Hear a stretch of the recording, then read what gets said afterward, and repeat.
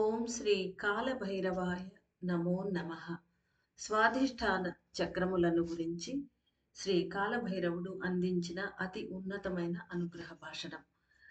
కాలానికి అధిపతిగా వికసించి ఈ సమయంలో పాతాళ లోకానికి పయనించి కాంతిని విరజిమ్ముచున్న శ్రీ కాలభైరవుని ఆశీస్సులు అందరికీ లభించుగాక. కాలం యొక్క ఒక అంగమే కలియుగము, కాలం యొక్క మరొక అంగమే సత్యయుగము అయి ఉన్నది. ఈ రెండు కాల అంగముల నడుమ ఉండే మధ్య కాలము మాయాస్థితులలో మునిగిపోయి ఉండును. అటువంటి ఒక సమయం ఇది. ఈ సమయంలో నేను భైరవ నాట్యం చేయుట మానివేసి కాంతిగా వికసించి పనిచేస్తున్నాను. సత్యయుగ వాసులుగా వికసించిన మానవుల దేహములలో ప్రవేశించిన నేను స్వాధిష్టాన చక్రమునకు కావలసిన శక్తులను కురిపిస్తున్నాను. ఎందుకంటే స్వాధిష్టాన చక్రము అనేది రెండు వేరు కాల అంగముల నడుమ నెలకొని ఉన్నది. సత్యయుగమునకును కలియుగమునకును నడుమ ఉండే ఒక కాలం అనేది ఏ ఒక కాల అంగమునకు చెంది ఉండదు.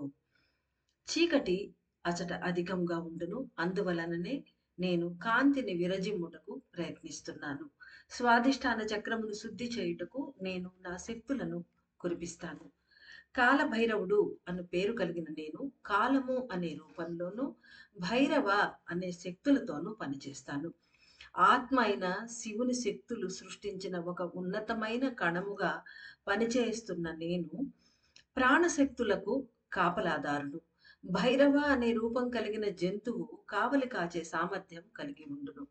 కాలము అనే అంగముగా ప్రాణము కదులుటకు భైరవుడుగా నేను సహాయపడతాను. ప్రాణశక్తి 64 శక్తులుగా విభజన చెంది పనిచేయుచున్నది. మొట్టమొదటగా 108 ప్రాణ కణములను నిక్షిప్తం చేసుకొని ఉన్న ఒక శక్తిని ఆత్మ సృష్టిస్తున్నది. ప్రతి ఒక్క ప్రాణము తన యొక్క 44 భాగముల శక్తులను ఆత్మలోనికే పంపించి పదిలపరుచుకొను. ఇక్కడ 108 ప్రాణ కణములను నిక్షిప్తం చేసుకున్న ఒక శక్తిని ఆత్మ సృష్టిస్తున్నది. అంటే తనలో నుంచి ఆత్మ పూర్ణ ఆత్మ తనలో నుంచి ప్రాణశక్తిని విడిగా తీసి తాను ఆత్మశక్తిగా మిగిలిపోతున్న సమయంలో 108 ప్రాణ కణాలను విడిగా తీసి, అంటే ఉష్ణశక్తులను విడిగా తీసి ఆ ప్రాణకణాలనే మనం ప్రాణశక్తి అని పిలుస్తాము. దాన్ని విడిగా స్వతంత్రంగా పనిచేసేదానికి మన శరీరంలో వదులుతోంది సృష్టించి. ఆ 108 ప్రాణ కణాల్లో నుంచి ఆ ఆదిశక్తి అయినటువంటి ఆ ప్రాణశక్తి అందులోంచి 44 భాగాలను, అంటే 44 ప్రాణ కణాలని తీసి ఆత్మలోనికే పంపించి అక్కడ భద్రపరుచుకుంటుంది. అంటే తర్వాత ఆ శక్తులు ఉపయోగంలోకి తీసుకోవాలి అనే ఉద్దేశంతో శరీరంలో మొత్తం ఖర్చు అయిపోతాయి కాబట్టి 44ని తీసి సేవ్ చేసుకుంటోంది ఆత్మలోకి పంపించి. అది దాని అర్థం. తరువాత 64 శక్తులను మాత్రమే దేహంలోనికి పంపించును. మీకందరికి గుర్తుంటే 108 రోజుల సాధనలో మనము కాలభైరవ స్వామి చెప్పిన మెసేజ్లో ఆ కాలభైరవుడు ఆత్మకణం బయటకు వచ్చినప్పుడు శివాంశంలో నుంచి ఆయన చెప్పిన దాంట్లో 64 శక్తులు ఉంటాయి ప్రాణశక్తికి. అందులో 12 శక్తులు ఫలానా, ఒకటేమో బిందువులో ఉంటుంది, మిగతావన్నీ గూడుగా ఏర్పడతాయి. ఇవన్నీ మనము అంతకుముందు వినున్నాం. అదే ఇక్కడ చెప్తున్నారు స్వామి. 64 శక్తులను మాత్రమే దేహంలోనికి పంపించును. అదే చెప్తున్నారు ఇక్కడ. మన దేహంలోకి పనిచేసేదానికి 64 శక్తులు. బిందువు అనే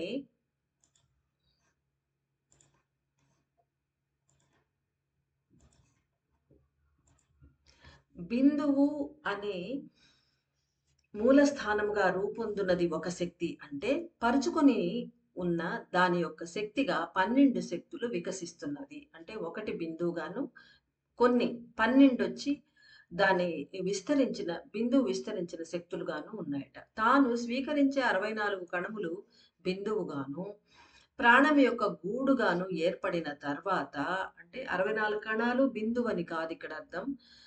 ప్రాణశక్తి శరీరాని కోసం తను స్వీకరించి అట్టి పెట్టుకున్న 64 కణాలలో ఒకటి బిందువుగా, తర్వాత ప్రాణం యొక్క గూడుగా, అంటే 12 శక్తులతోటి ఆ జీవాణు గూడు తయారు చేసుకోవటానికి యూజ్ చేసుకున్న తర్వాత ఇంకా ఎన్ని మిగులుతాయి మనకు? 51. మిగిలి ఉన్న 51 ప్రాణ కణములను విభజన చేస్తాము. అంటే ఆయన చెప్తున్నారు. 51 కణముల ప్రాణశక్తులలో ఒక్కొక్క కణము 2 భాగములుగా విడిపడును. అంటే ఈ 51 అది దానికి జయంతి అమ్మ ఈరోజు మీటింగ్‌లో ఏం చెప్పారంటే 51 ప్రాణ కణాలు తలలో కదా మొదట ఉంటాయి అక్కడ.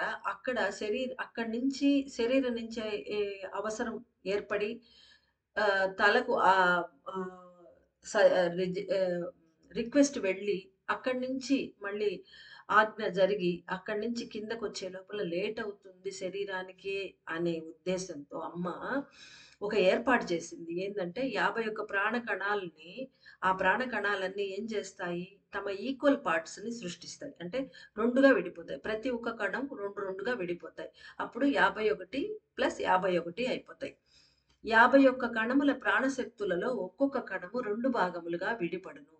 51 ప్రాణ కణములుగా విడిగా విడిపడుతున్నందున మరల ఇంకొక 51 శక్తులు ఏర్పడును. ప్రతి ఒక్క ప్రాణ కణము 2 సమాన భాగములుగా విడిపడుతున్నందున ఒక విభాగము 51 శక్తులు శిరస్సులో స్థాపించబడును. రెండవ విభాగమైన 51 శక్తులు శరీరంలో ఉండే చక్రములలో ప్రతిష్ఠించబడును. అంటే చక్రాలలో ఉండే మొత్తం 51 శక్తులు కాక తలలో కూడా 51 శక్తులు ఉన్నాయి. ఇంతవరకు మనకు తెలిసింది 51 శక్తులని మాత్రమే తెలుసు. ఒక మానవ దేహంలో శిరస్సులో ఆజ్ఞ అనే చక్రము, శిరస్సును దాటి పైన సహస్రార అనే చక్రమును కలిగి ఉండును. శరీర భాగమున 5 చక్రములను కలిగి ఉండును. విశుద్ధి చక్రము మొదలుకొని మూలాధార చక్రము వరకు గల 5 చక్రములు విభిన్న చక్రముల శక్తుల యొక్క మిశ్రమ శక్తులను స్వీకరిస్తూ ఉన్నందున 875 చక్ర శక్తులు గొంతు భాగమునకు క్రింద ఉన్న శరీరములో ఏర్పడుతున్నది. ఈ సంఖ్య ఎలా వస్తున్నదో మనకు వివరణ చెప్పలేదు. కానీ అంతకుముందు జయంతమ్మ చెప్పింది మొత్తం 1025 ఎంతో కొన్ని శక్తులు అమ్మ ఈరోజు మీటింగ్‌లో కూడా చెప్పారు. ఆ శక్తులు ఉన్నాయి. అందులో ఇక్కడ 875 చక్ర శక్తుల గురించి మాట్లాడుతున్నదమ్మ. ఈ ఒక్కొక్క చక్రం నుంచి ఇంకొక చక్రానికి ఇప్పుడు మన సాధనలో సహస్రారం నుంచి మూలాధారానికి, ఆజ్ఞ నుంచి మూలాధారానికి అలా మళ్ళీ మూలాధారం నుంచి అన్ని చక్రాలకు విడివిడిగా పోతుంటాయి. కాబట్టి వాటన్నిటిని ఆ చక్ర స్థానాలు అంటూ ఉంటారు. కాబట్టి అలా సూక్ష్మాతి సూక్ష్మ చక్రాలు పనిచేస్తూ ఉంటాయట అమ్మ చెప్పారు. కాబట్టి ఆ చక్రముల శక్తుల్ని కౌంట్ చెప్తున్నారు ఇక్కడ. విశుద్ధి అంటే బాడీ పార్ట్ గురించి చెప్తున్నారు ఇక్కడ. 5 చక్రాలు విశుద్ధి నుండి మూలాధారం వరకు ఉండే ఈ 5 చక్రముల విభిన్న చక్రముల శక్తుల యొక్క మిశ్రమ శక్తులు. అంటే ఒకదాని నుంచి ఒకటి ఆ శక్తుల పంపిణీలతో జరుగుతున్నప్పుడు అందువలన 875 చక్ర శక్తులు గొంతు భాగమునకు క్రింద ఉన్న శరీరంలో ఏర్పడుతూ ఉన్నవి. కాలభైరవుడు అనే శక్తి ఆత్మకాంతి అయిన అయస్కాంత శక్తితో నిండిన ఒక ఇంధనం అయి ఉన్నది. ప్రాణ రూపంలో వెలుగొందే ఇంధనమును కప్పివేసి దాచి ఉంచి రక్షించే ఒక ఇనుప కవచము వలె కనిపిస్తూ ఉన్నందున కాలభైరవుడైన నేను చీకటి చుట్టుముట్టి ఉండే నల్లని రంగులో ఉండే వానిగా చిత్రీకరించబడుతున్నాను. అంటే మానవ లోకంలో కాలభైరవుడు స్వామిని ఎట్ట చేస్తాం? చుట్టూ చీకటి ఒక బ్రైట్ చీకటి ఉంటుంది. అందులో స్వామి ఎర్ర కళ్ళతో అలా కనపడుతుంటాడు. చీకటిగా నల్లటి దేహంతో స్వామి వెలుగొందుతూ ఉంటాడు. అలాంటి పిక్చర్ మనకు ఉంటుంది పూజకు. అలా ఉండడానికి కారణం చెప్తున్నాడు స్వామి. ఎందుకంటే కాలభైరవుడు అనే ఒక శక్తి ఈ ఆత్మకాంతి అయిన అయస్కాంత శక్తితో నిండిన ఒక ఇంధనమై ఉన్నది. మనకందరికి తెలుసు కాలభైరవుడు శివుని అంశం. కాబట్టి ఆత్మలో నుంచి కూడా వెలువడిన ఒక కణం. ప్రాణ రూపంలో వెలుగొందే ఇంధనమును కప్పివేసి ఈ శక్తి ఏం చేస్తుంది? ప్రాణశక్తి రూపంలో వెలుగొందే ప్రాణశక్తి అంటే ఇంధనం, ఫ్యూయల్ కదా! దాన్ని బయటకు తెలియకుండా దాన్ని రక్షించాలి కదా! అది వేస్ట్ కాకుండా. కాబట్టి దాన్ని కప్పివేసి దాచి ఉంచే ఒక ఇనప కవచం లాగా ఉంటుందట అది. అక్కడ ఆయన ఆ విధంగా ఉంటాడు. ఆ రూపంలో ఉంటాడు. అక్కడ కాపలా కాస్తూ ఉంటాడు. ఆయనెవరు? ఆత్మశక్తి ఆయన కూడా. ఆత్మ కాంతి ఏదైతే ఉందో అయస్కాంత శక్తి అది. ఆయన ప్రాణ రూపంలో ఉండే ఆ ఇంధనాన్ని కప్పివేసి దాచి ఉంచే ఒక ఇనప కవచంలాగా కనిపిస్తూ ఉంటాడు. అందువలన ఆయన్ని నల్లగా చిత్రీకరిస్తారు అని చెప్తున్నాడు. నేను ప్రతి ఒక్క మానవ దేహంలోనూ విశుద్ధి మొదలుకొని మూలాధారం వరకు ఉండే 875 అంతఃచక్ర శక్తులను, 51 ప్రాణశక్తులను భద్రపరుస్తాను. మీ శరీరంలో 51 ప్రాణ కణములను కాపాడే కాలభైరవుడైన నేను ఆ శక్తులను ఏ చక్రంలో నిలిపి రక్షిస్తూ ఉన్నాను అని తెలుసుకొనుటకే శ్రీ అగస్త్యుల వారితో కలిసి ప్రతి ఒక్కరి దేహములోనూ కాంతిని విరజిమ్ము శక్తిగా ప్రయాణిస్తూ ఉన్నాను. అంటే ఇక్కడ మీకు అర్థమై ఉంటుంది. కాలభైరవుడు అగస్త్యుడు కాలభైరవుడు చేయి పట్టుకొని పాతాళంలోకి వెళ్ళాడు అన్నారు. ముందు కాలభైరవుడు వెలుగుతూ ఉండే కాగడా పట్టుకొని పాతాళం వైపు పోతుంటే వెనకల అగస్త్యుడు ఇంకా మిగతా ఇతర దేవతలందరూ వెళ్తున్నారు పాతాళ లోకానికి అగస్త్యుడికి హెల్ప్ గా అని చెప్పి మనం చదివి ఉన్నాం, విని ఉన్నాం. కాబట్టి ఇక్కడ ఏం చెప్తున్నాను, మన దేహంలో ఏం చేస్తున్నాడు, ఏ ఏ ఆ శక్తులనన్నిటినీ ఏ చక్రంలో ఎలా నిలిపి నేను రక్షిస్తున్నాను అనేది మనం తెలుసుకోవడానికి కోసం లోపల ఒక టార్చ్ లైట్ లాగా ఆయన కాంతిని వెదజల్లుతూ ఒక శక్తిగా ఆయన మన లోపల ట్రావెల్ చేస్తూ ఉన్నారు. ఈ సమయంలో ఒక ఉన్నతమైన ప్రాణశక్తి అయినటువంటి ఇంధనం మీ శరీరంలో 5 చక్రములను ఆధారంగా చేసుకుని 51 స్థానాలలో ప్రతిష్ఠించబడి ఉన్నవి. ఈ ప్రాణశక్తి పైన చెప్పినట్టుగానే 5 చక్రాలలో ఉన్నది. 5 చక్రాలలో ఎలా 51 ప్లేసెస్ లో ఉంది అంటే అవే 51 శక్తి పీఠాలుగా. ప్రతి ఒక్కరి శరీరంలో ఇవి భిన్నంగా ఉండును. అంటే ఆ శక్తులన్నీ వాటి తత్వం ఒకటేగా ఉంటుంది, అంటే బేసిక్ తత్వం ఒకటేగా ఉంటుంది. కానీ శరీరంలో ఉండే కలుషితాలను బట్టి అది భిన్న భిన్నంగా మార్పు చెందుతూ ఉంటుంది. అది మనం అర్థం చేసుకోవాలి. శరీరంలో ఉండే 875 చక్రములలో 51 చక్రములలో ప్రాణశక్తి యొక్క శక్తులు అపరిమితముగా పదిలపరచబడి ఉన్నవి. సూక్ష్మాతి సూక్ష్మతమ చక్రాలన్నిటినీ కౌంట్ చేసి 875 చెప్పిన 51 చక్రాలలో మాత్రం అపరిమితంగా జీవాణువు యొక్క ప్రాణశక్తి ఆ ఎనర్జీ అపరిమితంగా, దాన్ని కొలత లేదు దానికి, అలాగా అది సేవ్ చేసి ఉన్నది. సేవ్ చేయబడి ఆ చక్రాలు సక్రమంగా పనిచేసినప్పుడు, శుద్ధి చేయబడి అవి సక్రమంగా పనిచేసినప్పుడు మనకు శక్తులు అందుతాయి. కాలభైరవుడైన నేను ప్రతి ఒక్క వయస్సు పరిణామ దశలో మీలో కాలము యొక్క ఒక అంగముగా ప్రయాణించి ప్రాణశక్తులను పదిలపరిచి భైరవ రూపం ధరించి వాటిని రక్షిస్తూ ఉంటాను. అంటే ఒక మనిషి పుట్టినప్పుడు బాల్యావస్థ, శిశువు నుంచి బాల్యం నుంచి వయస్సు, తర్వాత నడి వయస్సు, తర్వాత వృద్ధాప్యం, ఇలా చనిపోయేంత వరకు గల ఒక్కొక్క కాల అంగములో మన మానవ దేహ పరిణామ దశలో ఆయన కాలం యొక్క ఒక పార్ట్ ఆఫ్ టైమ్ గా ఆయన ట్రావెల్ చేస్తూ మన లోపల కాల రూపంలో ప్రయాణిస్తూ ఉన్నాడు, కాలం యొక్క అంగంగా. ఆ తర్వాత ప్రాణశక్తులను పదిలపరిచి మన లోపల భైరవ రూపం ధరించి వాటిని కాపాడుతూ ఉంటాడు. అలా ఉంటాను అని ఆయన చెప్తున్నాడు. కాబట్టి కాల భైరవుడు ఆయన. అనేక విధములైన ఉన్నతమైన విషయములు మీ దేహంలో ఘటించుటను గ్రహించండి. భైరవుడు అనే ఒక జంతువు కాపలా కాచే క్షమత కలిగినదని, భైరవుడు అంటే కుక్క, క్షమత కలిగినది. అందువలననే నా పేరు కూడా భైరవుడు అని ఏర్పడినది. కాలం యొక్క ప్రతి ఒక్క అంగము శక్తుల ద్వారా మాత్రమే ఏర్పడుతున్నది. అంటే మనం ఏం చదువుకున్నాం ఇంతకు ముందు, ప్రాణశక్తి ఆత్మ నుంచి విడిపడి ఉన్నప్పుడు మాత్రమే ఒక కదలిక అనేది స్టార్ట్ అవుతుంది. అంతకుముందు చలనం ఉండదు సృష్టిలో. ఎప్పుడైతే ప్రాణశక్తి విడిపడుతుందో అప్పుడు మాత్రమే చలనం ఏర్పడుతుంది. అప్పుడే చలనం రాగానే కాలం ఏర్పడి కాల అంగాలు వివిధంగా ఉంటాయి అన్నమాట. అదే చెప్తున్నారు ఇక్కడ. శక్తుల ద్వారా మాత్రమే కాలం యొక్క ప్రతి అంగము ఏర్పడుతున్నది అనే దానికి అర్థం అది. మానవులు గడియ, రోజు, వారము, మాసము, సంవత్సరము మొదలైన అనేక కాల అంగములను వాడుకలో ఉపయోగిస్తూ ఉన్నారు. ఇవన్నీ కూడా కదలికల యొక్క వ్యక్తీకరణలే. కావున కాలము అన్నదే శక్తి అనబడు ఇంధనముల యొక్క కదలిక అని తెలుసుకోగలను.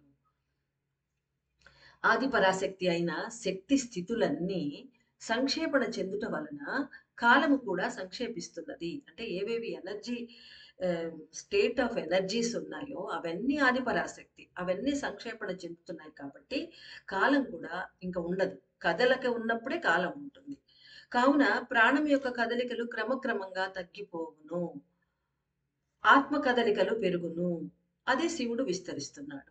ప్రతి ఒక్క దేహంలో రక్షించబడుతూ వస్తున్న 51 ప్రాణశక్తులు అనబడే అత్యున్నతమైన ప్రాణవాయువు యొక్క ఆకాశ మూలకాలు అన్నీ ఈ సమయంలో శరీరంలోని చక్రములను సరిచేయుటకు ఉపయోగించబడుతున్నవి అన్న విషయాన్ని అందరూ గ్రహించండి. అదే ఇప్పుడు జరుగుతున్న మన సాధన 49 రోజుల సాధనలో 7 రోజుల చొప్పున ఒక్కొక్క చక్రానికి ఈ ప్రాణవాయువు యొక్క ఆకాశ మూలకాలు, అందులో ఉండే ఆకాశ మూలకాలు అవే ప్యూర్ ఎనర్జీ అన్నమాట. అవి మనకు ఈ చక్రాలను సరిచేయడానికి ఇప్పుడు యూజ్ చేస్తున్నారు. ఆ తర్వాత చక్రాల సంక్షేపణ జరిగిపోతుంది. ఇది మనం తెలుసుకోవాలి అంటున్నారు స్వామి. నేను వెలుగు చూపిస్తూ ఉన్నందున మీ దేహంలో ఉండే 51 ఉన్నతమైన శక్తివంతమైన ఆకాశ మూలకాలు అన్నీ వెలికి వచ్చి శరీరమును సక్రమపరిచేందుకు చక్రముల యొక్క నిర్దుష్టమైన కదలికల కోసం ఉపయోగించబడుతున్నది. ఈ 51 ఉన్నతమైన శక్తివంతమైన ఆకాశ మూలకాలంటే ఈ 51 శక్తి ప్లేసెస్, పీఠాలు ఏవైతే ఉన్నాయో ఆ ఎనర్జీ పాయింట్స్, అందులో ఉండే ఆకాశ మూలకాలన్నీ బయటకొచ్చి అవి దేనికి ఉపయోగపడతాయంటే శరీరము ప్రాపర్‌గా ఫంక్షన్ చేసేందుకు, ఆ తర్వాత చక్రములు ప్రాపర్‌గా కదిలేందుకు ఉపయోగించబడుతూ ఉన్నవి. మిగిలిన ప్రాణశక్తులు అనబడు అత్యున్నతమైన ఆకాశ మూలకాలన్నీ మూలాధారములో ఒకటిగా సంగ్రహించబడి శివనాడి అయినటువంటి సూక్ష్మమైన సుషుమ్నా నాడి ద్వారా ఆజ్ఞాచక్రము అనబడు ప్రాణము యొక్క స్వస్థానమునకు చేర్చబడి ఆఖరుగా శిరస్సును దాటుకొని సహస్రారముతో ఒకటిగా లయమైపోవును. దీన్ని మళ్ళీ మళ్ళీ మీరు చదువుకోండి. 51 కాక మిగిలినవన్నీ కూడా ప్రాణశక్తులన్నీ ఏమవుతాయి ఈ సంక్షేపణ సమయంలో? అన్ని మూలాధారంలో ఒకటిగా సంగ్రహించబడి అక్కడికి చేర్చబడి శివనాడి అని పిలుస్తారట సుషుమ్నా నాడిని. ఇక్కడ రాసున్నారు. శివనాడి అయినటువంటి సూక్ష్మమైన సుషుమ్నా నాడి ఎక్కడుందది? బేస్‌లో ఉంది ఓకే. కానీ తలలో ఉంటుందది వినాయకుడు రూపంలో. సుషుమ్నా నాడి. దాని ద్వారా ఆజ్ఞా చక్రము అనబడే ప్రాణం యొక్క స్వస్థానమునకు చేర్చబడి, అంటే కనెక్షన్ మూలాధారం నుంచి సహస్రార వరకు. అక్కడ సుషుమ్నా ఉంది, ఇక్కడ ఉంది. కాబట్టి దీని ద్వారా ఆజ్ఞా చక్రానికి ప్రాణం యొక్క స్వస్థానమునకు చేర్చబడి, అంటే ఆ ప్రాణం ఎక్కడుంటుంది? తల్లో ఉంటుంది, జీవాణు గూడులో. అక్కడికి చేర్చబడిపోతుంది. ఆఖరుగా శిరస్సును దాటుకొని సహస్రారముతో ఒకటిగా లయమైపోవును. అంటే ఆ జీవాణు గూడు పీనియల్ గ్లాండ్ కూడా దాటి పైన ఉండే సహస్రారం. పీనియల్ గ్లాండ్ అంటే దాని ముందు పక్క దాన్ని ఆజ్ఞా చక్రం అంటాము. పైన సహస్రార చక్రంతో ఒకటిగా లయమైపోవును. దీని వలన ఆత్మ యొక్క అయస్కాంత శక్తి శరీరములో ప్రవహించి శూన్యములలో నిండిపోవను ఆరంభించును. అంటే ప్రాణశక్తి పనిచేయకుండా అది లీనమైపోయినప్పుడు సహస్రారంలో ఇక ఆత్మశక్తి శరీరంలో నిండిపోవడానికి మొదలు పెడుతుంది. ఎక్కడెక్కడ మనం ఎంత శూన్యాలు ఏర్పరచుకుంటే అందులో అది నిండిపోతూ వస్తుంది. కావున మొదట శరీరములోని చక్రములను శుద్ధి చేసుకొనుటకై ధ్యాన యోగ ప్రక్రియలను చేసుకునే వారందరూ జాగరూకతతో చేసుకొనవలెను. అంటే చాలా అలర్ట్ గా, చాలా జాగృత అవస్థలో, అంటే ఏదో చేస్తున్నామని ఒక మొక్కుబడికి కాకుండా జాగ్రత్తగా చేసుకోమని చెప్తున్నారు. అంటే ఎంతెంత చక్రాలు క్లీన్ అయిపోతే, ఎంతెంత శూన్యాలు పెరిగితే అక్కడ ఆత్మకాంతి శక్తులు ప్రవహిస్తాయి. మన అప్పుడు దైవ స్థితికి చేరుకుంటాం. కాలభైరవుడైన నేను శరీరంలోని 51 శక్తిపీఠములు అనబడు ఉన్నత ఆకాశ మూలకాలను పదిలపరిచి కాపాడుతూ ఉన్నాను. అంటే దీనివల్ల ఏమి అర్థమవుతున్నది? దీనికి విజ్ఞానపూర్వకమైన వివరణను తెలుసుకొనండి. నలుపు వర్ణంలో ఉండే ఇనుప ఖనిజ శక్తులే భైరవుడు అని తెలుసుకొనగలరు. రక్తంలో కలిసి ఉన్న అత్యున్నతమైన ఆకాశ మూలకాలు అనబడే ప్రాణశక్తిని రక్తంలో కలిపివేయు ఇనుము శక్తి అనబడు శక్తులే రక్షిస్తూ ఉన్నవి. అంటే ఐరన్ లోపం వల్ల మనకు వీక్‌నెస్ వస్తుందని చెప్తుంటారుగా, ఇది చెప్తున్నారిక్కడ.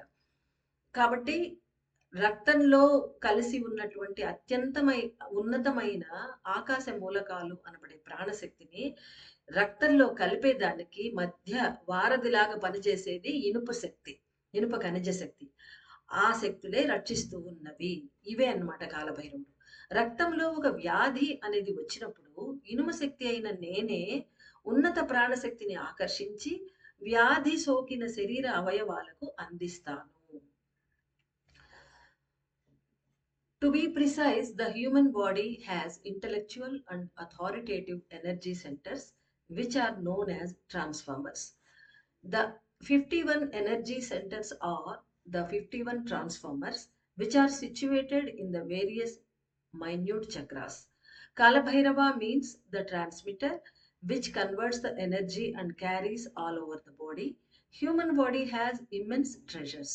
Utilization of the treasures boost up the activities of the inner body parts. The direct meaning of Bhairava is the hemoglobin energy collaborated in the blood vessels. I, Kala Bhairava, act as hemoglobin protein particles throughout your body. In order to help the body functioning, the resistance system and the energy transformation, I act as a transmitter. Why do people worship Kala Bhairava? To get the energy from the soul particles and to extend their life force energy, people do worship me. The eighth day from the full moon day and the no moon day are considered as the holy day to worship me. Why? స్వామి ఇక్కడ చెప్పినవన్నీ మనకు తెలుగులో వచ్చిందే ఇదంతా. కాల అంటే ఏంది, భైరవ అనేది ఏంది అనేది చెప్పారు ఇంగ్లీష్లో. కింద ఇస్తున్నారు. శుక్లపక్ష అష్టమి మరియు కృష్ణపక్ష అష్టమి రోజులలో నేను అందరిచే పూజింపబడుతున్నాను. మనందరికీ తెలుసు కాలభైరవ అష్టమి అంటూ ఉంటాం మనం. 2 అష్టముల్లో కాలభైరవుడిని పూజిస్తారు. ఎక్కువగా కృష్ణ పక్ష అష్టమి రోజుల్లో చేస్తారు. దాని వెనుక గల ఉద్దేశ్యము పైన అదే అడిగారు. వై అష్టమి రోజు అమావాస్య ఫుల్ మూన్ డేకి దాని తర్వాత వచ్చే అష్టమి రోజు నన్ను ఎందుకు పూజిస్తారని పైన ఇంగ్లీష్లో కూడా అడిగారు. దాని వెనుక గల ఉద్దేశం, ఋషుల ఉద్దేశం తెలుసుకోవాలి. పెరిగే చంద్రుడు, క్షీణించే చంద్రుడు తన 8వ రోజున సూర్యుడి నుండి పొంది ఈ భూమికి పంపిస్తున్న కాంతిలో, అంటే సూర్యుడి నుంచి కాంతి పొందుతున్నాడు చంద్రుడు. అది పెరిగే చంద్రుడు అంటే శుక్లపక్షంలో చంద్రుడు. క్షీణించే చంద్రుడు అంటే కృష్ణపక్ష చంద్రుడు తన 8వ రోజున అంటే అష్టమి రోజున సూర్యుడి నుంచి శక్తులన్నింటినీ పొందుతాడు. ఈ భూమికి పంపిస్తాడు. అది కాంతి శక్తి. అందులో ఆ కాంతి శక్తిలో అష్టమి రోజు చంద్రుడు సూర్యుడి నుంచి పొంది భూమికి పంపించేటువంటి ఆ కాంతి శక్తిలో అత్యధిక హిమోగ్లోబిన్ అనే శక్తులు కలిగిన ఇనుప శక్తి అతీతముగా కలిసి ఉండుటను తెలుసుకొనవచ్చును. అదన్నమాట మనం అష్టమి పూజ చేయడానికి కారణం. ఆ రోజంతయు ఈ భూమి అంతటా అపరిమితమైన ఇనుప శక్తులు పెరిగి ఉండుట వలన శారీరక మాలిన్యాలు తొలగి శుద్ధి కావించబడును. అంతేకాక ప్రాణశక్తిని కాపలా కాచే ఇనుప శక్తి నిండిన భైరవ శక్తులు నిర్దుష్టమైన రీతిలో పనిచేయుట ఆరంభించును. అందుకే ప్రతి శక్తి పీఠం దగ్గర ఒక భైరవుణ్ణి ఏర్పాటు చేస్తాడు శివుడు. అంటే మన శరీరంలో కూడా 51 శక్తి పీఠాల్లో, శక్తి స్థానాల్లో భైరవ శక్తి ఉంటుంది. ఇనప కవచంలాగా నల్లగా. కాపలా కాచే శక్తిని భైరవ అని, ప్రాణశక్తి కదలికల్ని టైం అని, కాలం అని అంటారు. కాబట్టి కాలభైరవుడు. కాబట్టి ప్రాణశక్తిని కాపలా కాచే ఇనుప శక్తి నిండిన భైరవ శక్తులు నిర్దిష్టమైన రీతిలో పనిచేయుట ఆరంభించును. అంటే అష్టమి రోజు అనేక రకములైన గూఢార్థములను మానవులు స్పష్టంగా తెలుసుకోవలెను. ఇవన్నీ రహస్య అర్థాలు విప్పి చెప్తున్నాడు స్వామి. శరీర చక్రములను శుద్ధి చేయు ధ్యాన ప్రక్రియలను చేయువారు అందరూ అత్యున్నతమైన ఒక సత్యాన్ని గ్రహించండి. ఆత్మశక్తులైన శివశక్తులను అత్యుత్తమమైన ఆకాశ మూలకాలుగా స్వీకరించి ప్రాణశక్తి తన ఉష్ణశక్తులను వాటితో కలిపివేసి రక్షిస్తూ ఉన్నది. అంటే ఆత్మ నుంచి తీసుకునే శివుడి యొక్క శక్తులను అవి ఆకాశ మూలకాలు అత్యుత్తమమైనవి. వాటిని తీసుకుంటుంది. తీసుకొని తనలో ఉండే అవి పాదరస అయస్కాంత శక్తులు కదా! ఆకాశ మూలకాలు. వాటిని తనలో ఉండే ఉష్ణ శక్తుల్లో కలుపుతోంది. ఆ 2 మిక్స్ చేసి మనకు అందిస్తున్నది బాడీకి. రక్షిస్తూ ఉన్నది మనల్ని. వాటిని వెలుపల నుండి నేను నల్ల రంగుతో కప్పివేసి రక్షిస్తున్నాను. చూడండి. అంటే ఈ ప్రాణశక్తి తన శక్తి పీఠాలలో ఎక్కడెక్కడ ఆమె ఆ శక్తులు శివశక్తులను కలుపుకొని తన ప్రాణశక్తితోటి అమ్మ ఆది పరాశక్తి అన్ని శక్తి పీఠాలకు ప్రసారం చేస్తూ ఉన్నది. ఆదిశక్తి నుంచే అన్ని శక్తి పీఠాలకు శక్తులొస్తాయి. అలానే మన శరీరంలో వాటిపైన ఇనప కవచం నల్లటి రంగుతో ఈయన కప్పేసి భైరవుడు కాపాడుతూ ఉన్నాను అంటున్నారు. ఈ సమయంలో స్వాదిష్టాన చక్రాన్ని శుద్ధి చేయుటకు నేనే శక్తులను కురిపిస్తాను అని తెలియజేసి ఉన్నాను. రేపటి నుంచి మనం 7 రోజుల పాటు స్వాదిష్టాన చక్ర సాధన చేసుకుంటాం కాబట్టి వాటికి ఆ క్లీనింగ్ ప్రాసెస్‌కి శక్తులు నేను ఇస్తాను అని ఆల్రెడీ మీకు చెప్పాను అంటున్నారు స్వామి. అనగా మీకు ఏమి అర్థమవుతున్నది? స్వాదిష్టాన చక్రము అనేది వెన్నెముక యొక్క ఎముకల ప్రారంభ స్థానంలో స్థిరంగా పనిచేస్తూ ఉంటుంది. మూలాధారం అనేది వెన్నెముక యొక్క సరిహద్దు బిందువుగా ఉంటుంది. ఇది మనకు అర్థం అవుతుంది అని చెప్తున్నారు స్వామి. స్వాదిష్టాన చక్రమేమో ఎక్కడైతే వెన్నెముక టిప్ ప్లేస్‌లో ఏమో మూలాధారం ఉంటుంది. అది సరిహద్దు. ఇంకా దాని తర్వాత ఇంకా వెన్నెముక ఉండదు. అక్కడ ఉంటుంది. ఆ ఎండ్ పాయింట్‌లో సరిహద్దు బిందువుగా అక్కడ మూలాధార చక్రం ఉంటుంది. దాని తర్వాత ఎక్కడి నుంచైతే ఎముకలు స్టార్ట్ అవుతాయో, ఎముకల జోడులుగా స్టార్ట్ అయిపోతాయో, అక్కడి నుంచి అక్కడ స్వాదిష్టాన చక్రం ఉంటుంది అంటున్నారు స్వామి. ఈ మూలాధారానికి పైభాగంలో పూర్తిగా కదిలే భాగమే స్వాదిష్టానము. మూలాధారం కదలదు. ఆ తర్వాతే కదిలే ఎముకలు జంటలు జంటలుగా పేర్చి ఉంటారు. వాటి మధ్యలో మజ్జ అనే దాన్ని పెట్టి కాబట్టి ఇది అక్కడి నుంచి మూవ్‌మెంట్ స్టార్ట్ అవుతుంది. అదే స్వాదిష్టానము అని తెలియబడుతున్నది అంటున్నారు స్వామి. ఒక మనిషి యొక్క అన్ని విధముల అవసరములు ఈ స్వాదిష్టాన చక్రములోనే ముద్రితమై ఉండును. వాటిని నెరవేర్చుటకు కావలసిన ప్రాణశక్తి కూడా అదే ప్రదేశంలో నెలకొని ఉండును. కాబట్టి తెలుసుకొనవలసిన నిగూఢ సత్యము అన్నది శరీరంలో ఉండే చక్రాలలోని ప్రతి ఒక్క చక్రములోనూ స్వాదిష్టాన చక్రము అనేది కలిసిపోయి ఉండును. అంటే శరీరంలో ఎన్ని చక్రాలు ఉన్నాయో అన్నిట్లో స్వాదిష్టాన చక్రం కలిసిపోయి ఉంటుందట. అవి మాత్రమే ఆ స్వాదిష్టాన చక్రాలు మాత్రమే ప్రాణశక్తిని భద్రపరిచే సామర్థ్యాన్ని కలిగి ఉండును. ఎక్కడెక్కడ ఆ స్వాదిష్టాన చక్రాలనేవి ఉన్నాయో అవి మాత్రమే ప్రాణశక్తిని భద్రపరిచే సామర్థ్యాన్ని కలిగి ఉంటాయట. అంటే ఈ స్వాదిష్టాన చక్రాన్ని క్లీన్ చేయడానికి కాలభైరవుడు వచ్చేదానికి కారణం ఇదే అన్నమాట. అది అనాహత చక్రముతో కలిసిపోయి ఉన్న స్వాదిష్టాన చక్రములో కూడా ప్రాణశక్తులు నిల్వ చేయబడి ఉండును.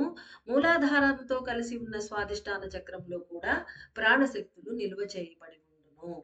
శరీరంలో ఉన్న 51 శక్తి పీఠాలు అనేవి శరీరంలోని 875 చక్రాలలోనూ కలిసిపోయి ఉన్న స్వాధిష్టాన చక్ర శక్తులలో మాత్రమే అమర్చబడి ఉండును అని తెలుసుకొనండి. ఇక్కడ 875 అని ఒక నెంబర్ వచ్చింది. తమిళ్ ట్రాన్స్లేషన్‌లో ఆహ్, అమ్మేమో 100 చిల్లర 75, 85 అట్లా చెప్పున్నారు స్వాదిష్టాన చక్రాలు. కాబట్టి ఈ 875 చక్రాల్లో కలిసిపోయిన స్వాదిష్టాన చక్రాల నెంబర్ అమ్మ చెప్పారు. సారీ. సో, ఎక్కడెక్కడ స్వాదిష్టాన చక్రాలు 5 బాడీస్‌లో ఉండే మూలాధారాలు లాగానే 5 బాడీస్‌లో ఉండే స్వాదిష్టాన చక్రాలు, వాటికి ఉపచక్రాలు చాలా ఉంటాయి. అన్నీ కలిపి స్వాదిష్టాన చక్రం. కాబట్టి వాటన్నిటిలో అమ్మ శక్తి ఆదిపరాశక్తి శక్తి అందులో సేవ్ చేయబడుతుందట. ఇంకెక్కడ ఏ చక్రాల్లో సేవ్ చేయబడదట. అక్కడి నుంచి అందరికీ అందిస్తారు లాగున్నది.